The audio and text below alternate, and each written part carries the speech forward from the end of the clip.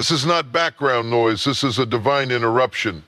Somebody listening to me right now has been trying to grip something God never asked you to carry.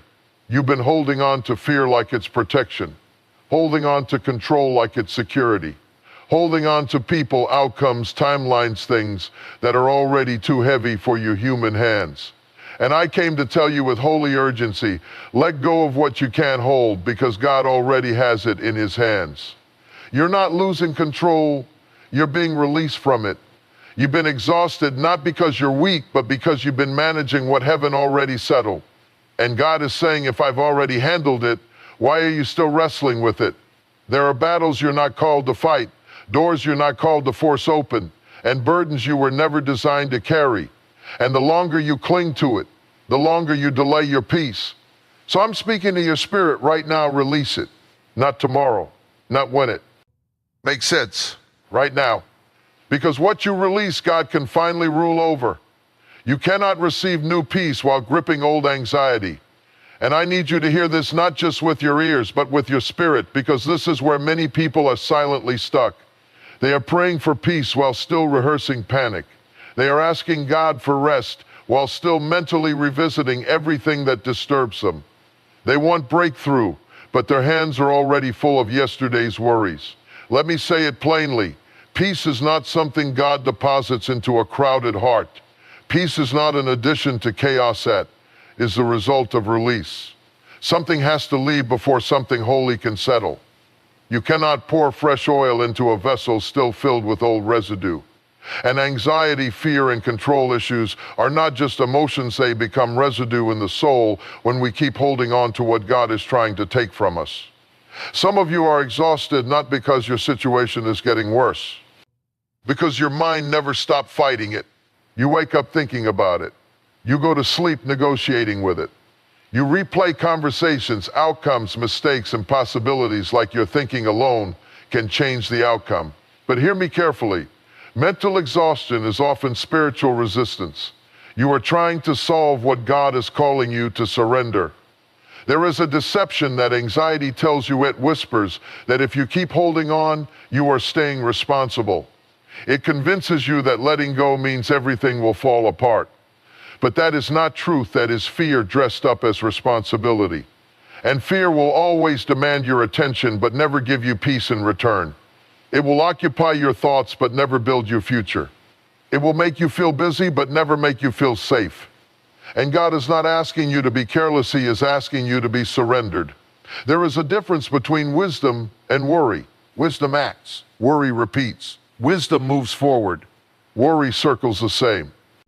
Mountain, wisdom prays and proceeds. Worry prays and panics. And many people have mistaken anxiety for diligence, when in reality it is just misplaced trust in their own control. You cannot experience the peace of God while you are still trying to be God over your situation. And I don't mean that in a harsh way, I mean it in a freeing way. Because somewhere along the line, you started carrying decisions that were never assigned to you. You started managing outcomes that were never in your jurisdiction. You started holding emotional weight that heaven never asked you to hold. And here is the tragedy. The longer you grip anxiety, the more normal it starts to feel. You begin to think peace is unrealistic. You begin to think rest is unsafe. You begin to think surrender is weakness. But I came to challenge that lie, because peace is not weakness. It is authority under control. Peace is not denial of problems. It is confidence that you are not the one sustaining your life. When Scripture talks about peace that surpasses understanding, it is not talking about circumstances changing it. It's talking about the internal release of control. It is the ability to look at something uncertain and still not collapse internally. It is the strength to say, I don't know how this will work, but I know I am not the one holding it together. And that is where transformation begins, not when your situation changes, but when your grip changes. Because God does not always remove the situation immediately, but he always invites you to release the tension you are carrying inside it. And many people miss their miracle, not because God is absent, but because their hands are too full to receive what he is placing in them. Think about it. If your hands are clenched around fear, there is no space for peace. If your mind is constantly occupied with anxiety, there is no room for clarity. If your heart is rehearsing worst-case scenarios, there is no emotional capacity left for divine reassurance. You cannot host two kingdoms in one inner space. Something has to give.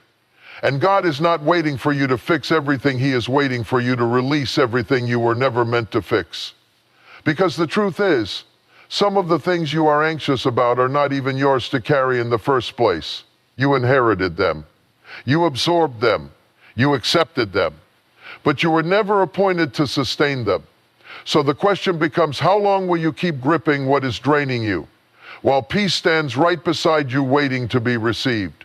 Let go not because everything is solved, but because you are not the solver.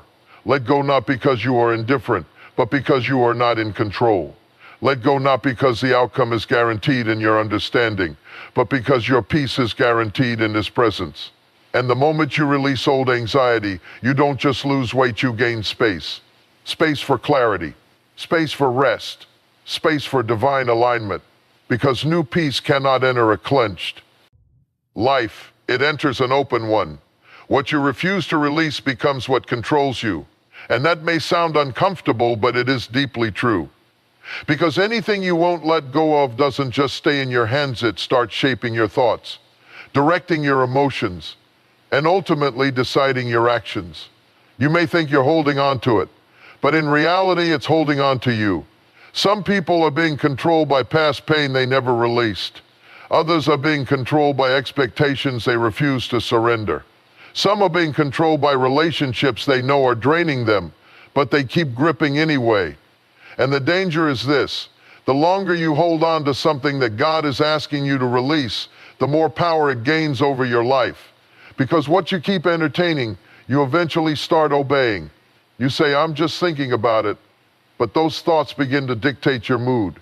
You say, I'm just holding on a little longer, but that little longer starts to shape your decisions. You say, I can handle it, but deep down it's already handling you. It's affecting how you respond to people, how you see yourself, how you approach your future. It creeps into your peace, your sleep, your confidence. And suddenly you're no longer free or managed by what you refuse to release. That's the quiet bondage many people live in. Not chains on their hands, but attachments in their hearts. Not visible prisons, but internal ones. And the hardest part is it feels familiar. It feels justified. It even feels necessary. You convince yourself, I need to hold on to this so I don't get hurt again. I need to control this so nothing goes wrong. I need to stay attached so I don't lose it. But hear me clearly. Control is not protection, it's pressure. Because when you hold on to something tightly, you're also taking responsibility for sustaining it. And some things were never meant to be sustained by you.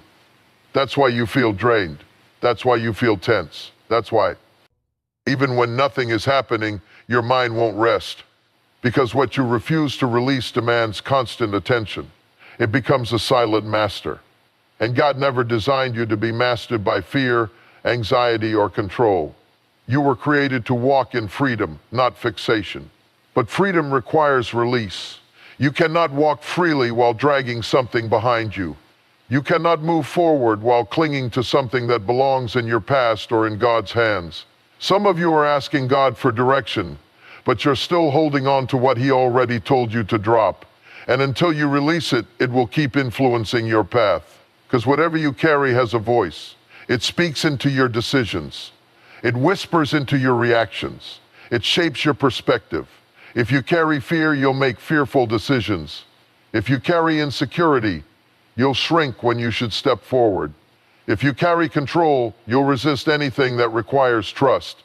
And all of it stems from one thing: you refuse to let it go. And God is not trying to take something from you to hurt you. He's trying to remove something that is slowly controlling you. But He will not force it out of your hands. Love doesn't snatch, it invites. He will show you, nudge you, speak to you, but the release is your decision. And that's where the struggle comes in. Because letting go feels like losing control. It feels like stepping into uncertainty. It feels like dropping your guard. But what you don't realize is you're not stepping into uncertainty, you're stepping out of self-dependence and into divine covering. Because anything you release into God's hands does not disappear, it comes under His authority. But anything you keep in your own hands stays under your limitation. And here is the truth.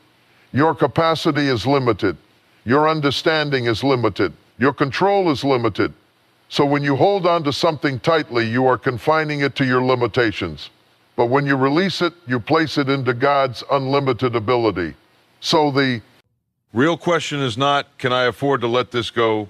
The real question is, can I afford to keep letting this control me? Because every day you hold on to it, it shapes you a little more. Every moment you replay it, it strengthens its grip. Every time you justify it, you reinforce its control. And eventually, it doesn't just influence part of your life, it starts defining your life. But that cycle can break, not by force, not by struggle, but by surrender. The moment you decide, I will not let this control me anymore, something shifts. Not necessarily in your situation immediately, but within you. And that internal shift is where freedom begins. Because control is not broken when the situation changes, it's broken when your attachment changes. You stop feeding it your attention. You stop giving it your emotional energy. You stop allowing it to dictate your peace. And in that moment, you take back authority over your inner world. And God steps into the space you created, because He will not compete with what you insist on controlling, but He will fully cover what you willingly release. So don't just ask God to fix a task yourself. Why am I still holding it? Don't just pray for peace, make room for it. Don't just hope for freedom, choose it by letting go of what has been quietly controlling you all along. Because what you refuse to release will keep controlling you until you decide that your peace is worth more than your grip. God's hands are larger than your responsibility. And somewhere deep inside, you need to let that truth settle. Because you've been living like everything depends on you. You've been acting like if you don't hold it together, it will all fall apart. Like if you don't figure it out, there is no answer. Like if you don't carry it, nobody else will. And that pressure has been sitting on your shoulders for far too long. But I came to confront that weight with truth. God never designed your life to rest on your ability to manage everything. He never assigned you the role of sustaining outcomes, controlling people, or orchestrating every detail. That responsibility is too big for you, and it was never meant to fit within your human capacity. God's hands are larger than your plans, larger than your fears, larger than your timeline, larger than your understanding. And yet you've been trying to compress something divine into something manageable. You've been trying to make life small enough for you to control, instead of trusting the one who holds it all without strain. And that's where the tension comes from. Because when you try to carry what only God can hold, you don't just feel pressure, you feel overwhelmed. You feel stretched. You feel like no matter how much you do, it's never enough. Because deep down, you're trying to fulfill a responsibility that exceeds your design. You were created to trust, not to control everything.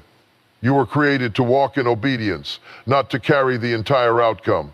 You were created to respond, not to sustain. But when you forget that, you start picking up weight that doesn't belong to you. You start carrying people's decisions, worrying about future scenarios, stressing over things you cannot change. And slowly your life becomes heavier, not because God added burdens, but because you picked up what He never asked you to carry. And here is the danger. When you live like everything depends on you, you begin to lose sight of the one who is actually holding everything together. You start leaning on your own strength, your own logic, your own effort. And while those things have their place, they were never meant to replace trust in God's greater ability. Because no matter how capable you are still limited. You cannot see every angle. You cannot predict every outcome. You cannot control every variable. And trying to do so will drain you mentally, emotionally, and spiritually. It will leave you restless even in moments that should bring you peace. It will make you feel responsible for things that are beyond your reach. But God's hands are not limited like yours. He sees what you cannot see. He understands what you cannot understand. He controls what you cannot control. And He holds it all without anxiety, without confusion, without pressure. Think about that while you are losing sleep over it. God is not worried. While you are trying to figure it out, God already knows the end from the beginning. While you are struggling to hold it together, God is effortlessly sustaining it. So why are you exhausting yourself trying to do what God is already doing better? It's not because you're weak, it's because you've taken on a responsibility that doesn't belong to you. And the longer you carry it, the more it will wear you down. Not because life is impossible, but because you are trying to live it from the wrong position. You are not the source, you are the vessel. You are not the controller, you are the participant. You are not the sustainer, you are the one being sustained. And when you start to understand that, something begins to shift inside you. The pressure starts to lift. The constant tension starts to ease. Because you realize that your role is not to hold everything together, it is to trust the one who already is. That doesn't mean you stop caring. It doesn't mean you stop acting. It doesn't mean you become passive. It means you stop carrying what is not yours to carry. You do your part, but you release the weight of the outcome. You show up, but you don't take ownership of what only God can manage. Because when you try to hold what God is already holding, you don't strengthen the situation, you strain yourself. And some of you are tired not because life is too hard, but because you've been trying to be too responsible for things outside your assignment. You've been overextending your mind, your emotions, your energy, trying to keep everything in place, and it has left you depleted. But what if you finally accepted that God's hands are larger than your responsibility? What if you stopped trying to carry it all and started trusting that it is already being carried? What if you released the need to control every detail and allowed yourself to rest in the reality that God is not overwhelmed by what overwhelms you? Because the truth is, he's not asking for your perfection, he's asking for your trust. He's not asking you to figure everything out, he's asking you to lean on him. He's not asking you to carry the weight, he's asking you to release it. And when you do, you don't lose anything, you gain something greater. You gain peace where there was pressure. You gain clarity where there was confusion. You gain strength where there was exhaustion. Because you are no longer trying to fit something infinite into your limited hands. You are allowing it to rest in the hands of the one who can actually handle it. And that is where freedom begins, not when everything is solved, but when you finally stop trying to be the one who solves everything, and you trust the God whose hands were always big enough to hold it all. Holding on is not faith sometimes, it's fear in disguise. And that truth challenges a lot of what we've convinced ourselves of, because many people have learned how to dress fear up in spiritual language. They call it being careful. They call it being responsible. They even call it waiting on God. But deep down, it's not faith that's keeping them stuck, it's fear of what might happen if they finally let go. Because real faith releases. Fear clings. Faith says, I trust God even when I don't understand. Fear says, I'll trust when I can predict the outcome. And that difference is everything. Because as long as you need certainty before you move, you're not walking by faith, you're walking by control. And control is often just fear trying to feel safe. Some of you have been holding on to situations, people, and outcomes, telling yourself, I'm just being wise. But if you're honest, there's a tension in it. There's anxiety in it. There's a constant pressure to keep things from falling apart. And faith doesn't feel like pressure, it feels like release. Faith doesn't suffocate you, it steadies you. So if what you're holding on to is draining you, exhausting you, and keeping you restless, it's worth asking, is this really faith or is this fear wearing a mask? Because fear is subtle. It doesn't always show up as panic.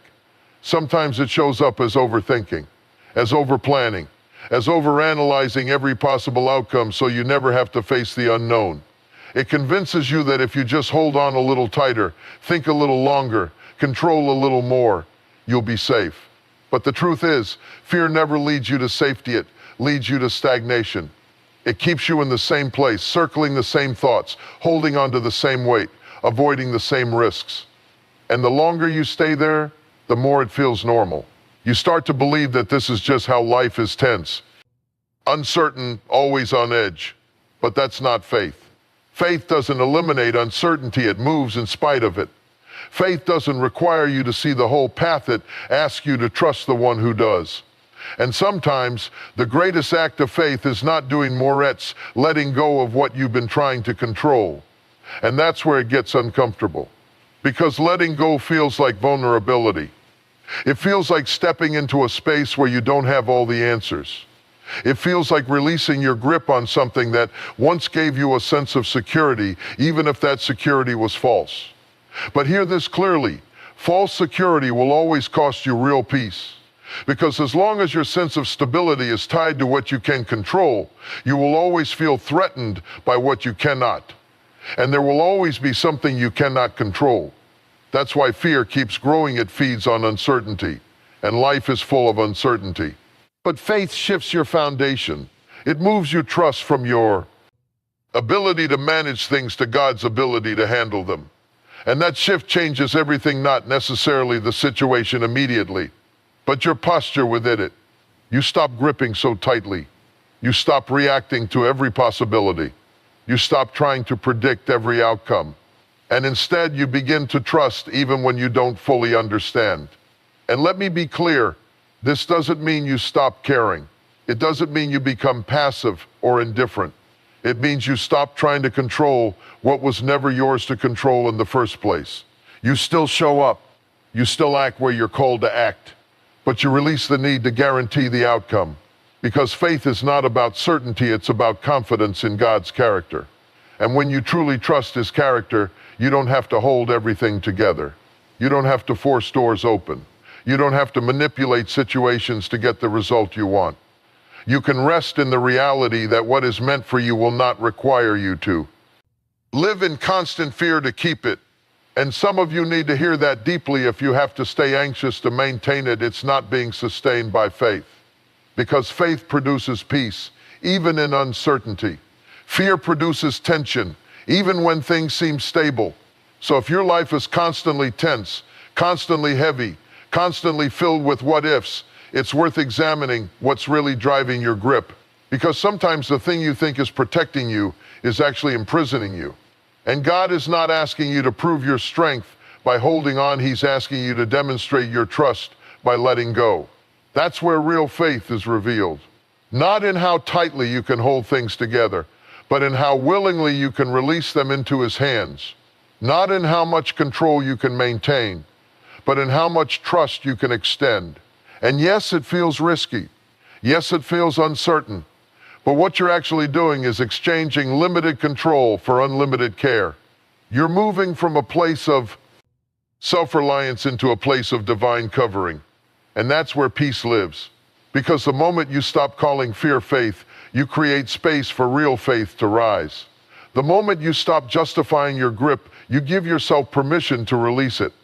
And the moment you release it, you realize something powerful. You were never holding it together to begin with. God was, and He still is. You are not the manager of outcomes, you are the steward of trust. And that distinction will either free you or frustrate you, depending on whether you accept it. Because somewhere along the way, you stepped into a role that was never assigned to you. You started believing that if something is connected to your life, then you must also control how it turns out. You began measuring your responsibility not just by your effort, but by the final result. And that's where the weight became unbearable. Because managing outcomes requires a level of control no human being possesses. You can make the right choices and still face unexpected results. You can give your best effort and still not get the response you hope for. You can plan carefully and still encounter disruption. And when you tie your peace to outcomes, your peace becomes unstable because outcomes are not fully in your hands. But trust is. That's why God never asked you to manage results. He asked you to trust Him through the process. He never said, make sure everything works out perfectly. He said, follow me, trust me, obey me. And there is a difference between obedience and outcome. Obedience is your responsibility. Outcome is God's territory. But many people have reversed those roles. They try to control outcomes while neglecting trust. They obsess over results while struggling to rest in faith. And the result of that reversal is anxiety, frustration, and constant pressure, because you're trying to operate in a position that was never designed for you. You are not the final authority over how everything unfolds. You are not the one who determines every outcome. You are not the one holding all the pieces together. And that's not a weakness, that's a reality that should bring relief. Because if everything depended on you, you would never have peace. You would always feel like you have to do more, fix more, control more. You would constantly second guess yourself, wondering if you missed something, if you did enough, if you made the right move. And that kind of living drains your joy and robs you of rest. But when you understand that you are a steward of trust, not a manager of outcomes, something shifts. You stop carrying what doesn't belong to you. You stop measuring your worth by results you cannot fully control. You stop taking responsibility for things that were never placed in your hands. Instead, you focus on what is actually yours to carry: young faith, your obedience, your posture. You show up and do what you are called to do. You act with integrity, wisdom, and diligence. You make decisions based on what you know is right. And then you release the outcome, not because you don't care, but because you trust. That's what stewardship of trust looks like. It means you handle your part faithfully, but you don't try to control God's part. It means you give your effort, but you don't carry the burden of ensuring the result. It means you walk forward in obedience even when you don't know exactly how everything will turn out. And that's where peace begins to take root, when you stop trying to predict every ending and start trusting the one who already sees it.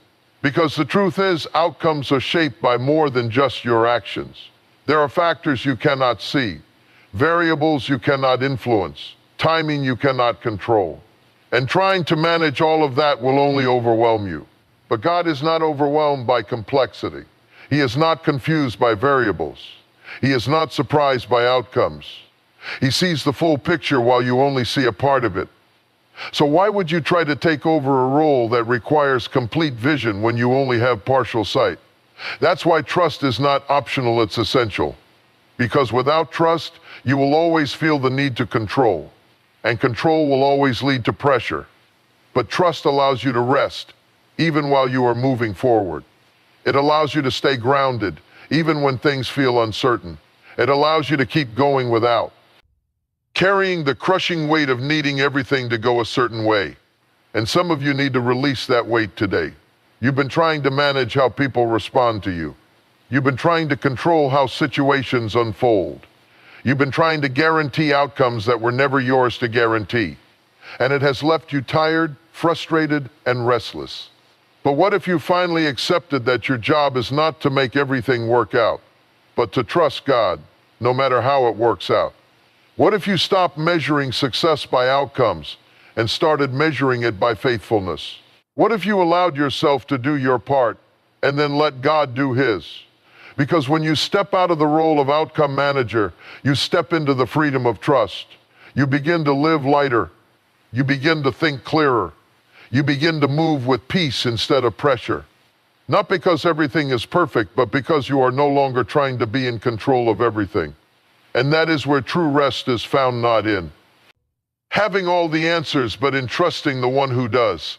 What is too heavy for you was never too hard for God. And you need to let that truth confront the way you've been carrying your life, because right now, the weight you feel has less to do with the situation itself and more to do with who you believe is responsible for holding it. You've been measuring the weight of your problems against your own strength.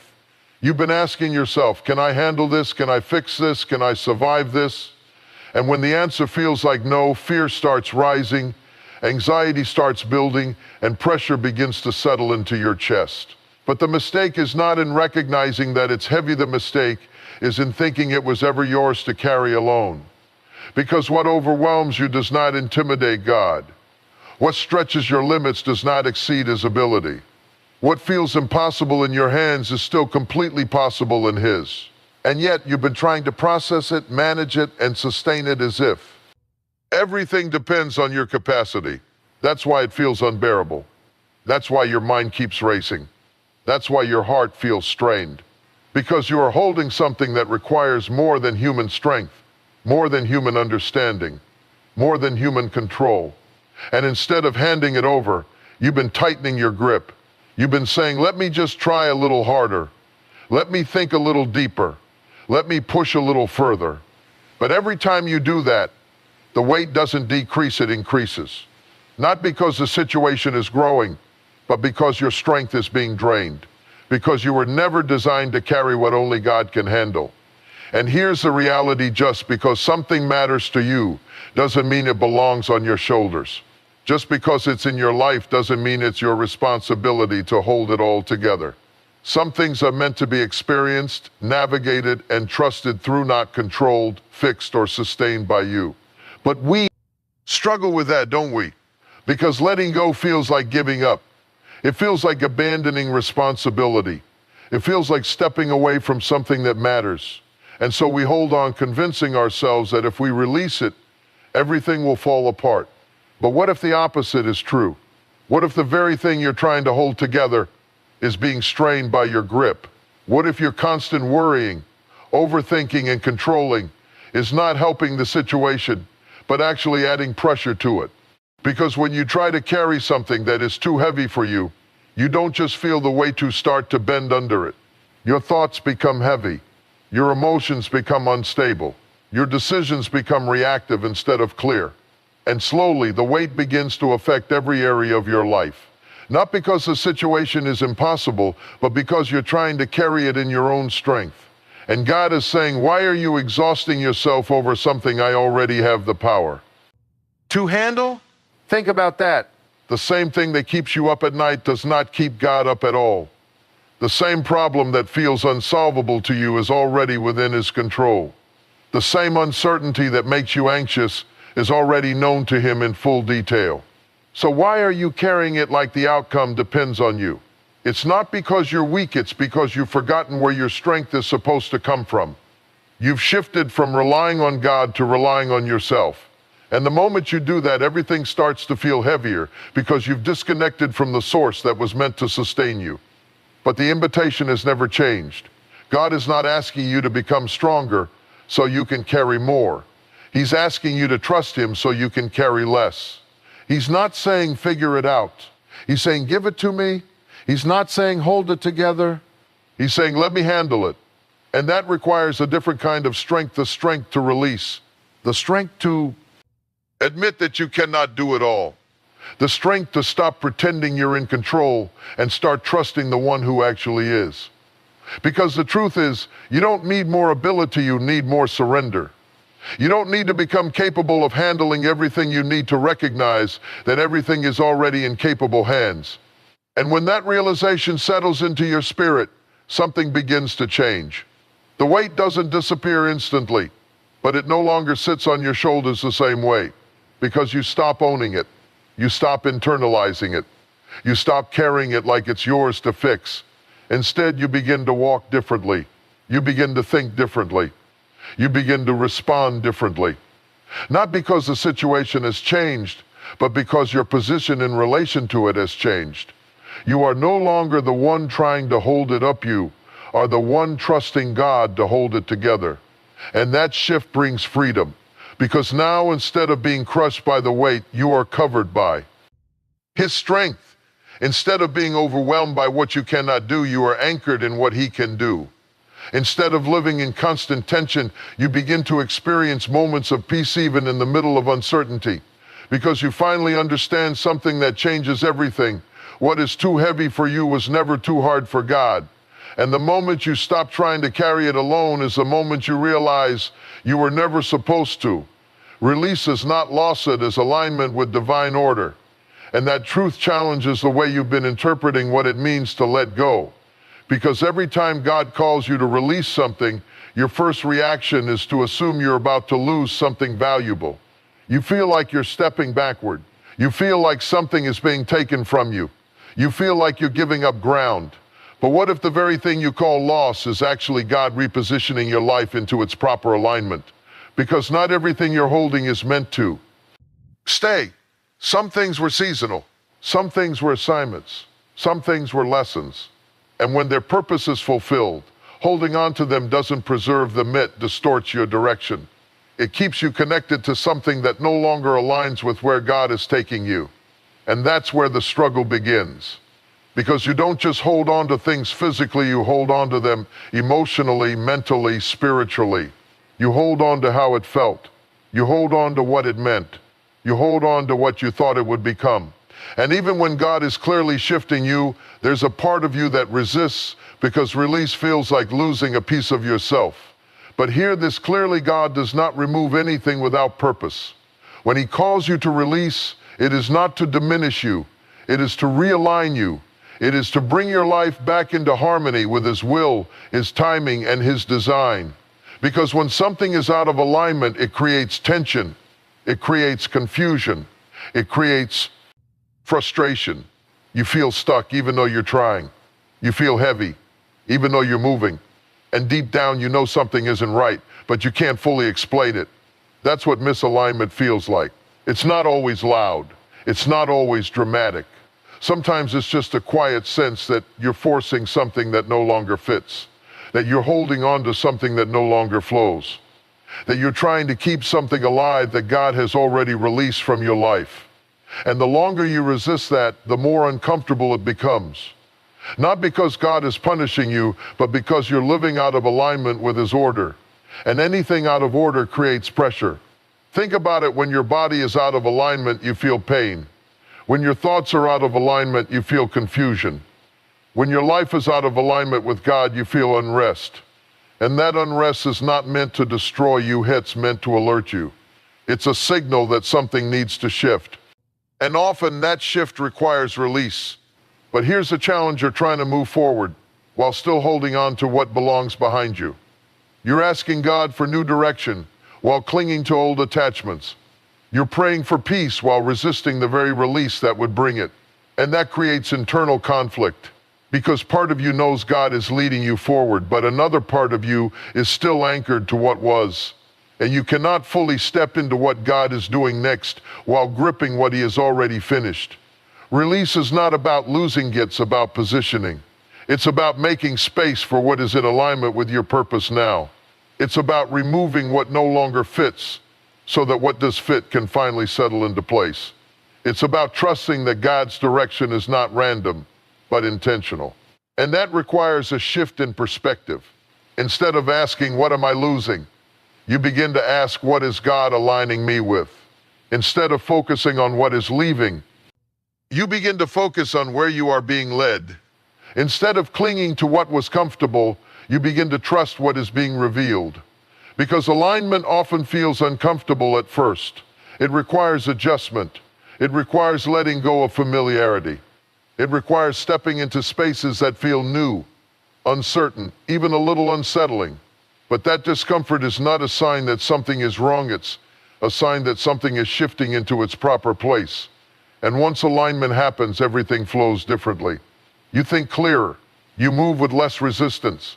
You experience peace that doesn't make sense based on your circumstances. Because you are no longer forcing what doesn't fit you or walking in what has been designed for you. But you cannot experience that while holding on to what is out of order. And some of you already know what that is. You can feel it. You've sensed it. God has nudged you about it more than once. But you've hesitated because you're afraid of what release might cost you. And that fear is understandable, but it's also limiting. Because what you're holding on to is not just something you value, it's something that is blocking alignment. And until you release it, you will continue to feel that tension, that heaviness, that sense of being stuck between where you were and where you're supposed to be. But the moment you let go, something shifts, not just around you, but within you, because you stop resisting God's order and start flowing with it. You stop forcing what doesn't fit and start embracing what does. You stop trying to preserve the past and start stepping into the present. And in that moment, you realize something powerful. You didn't lose anything that was truly meant for you. You simply release what no longer aligned. And what is aligned will always carry more peace, more clarity, and more purpose than anything you had to force yourself to hold on to. Because release is not loss, it is divine alignment.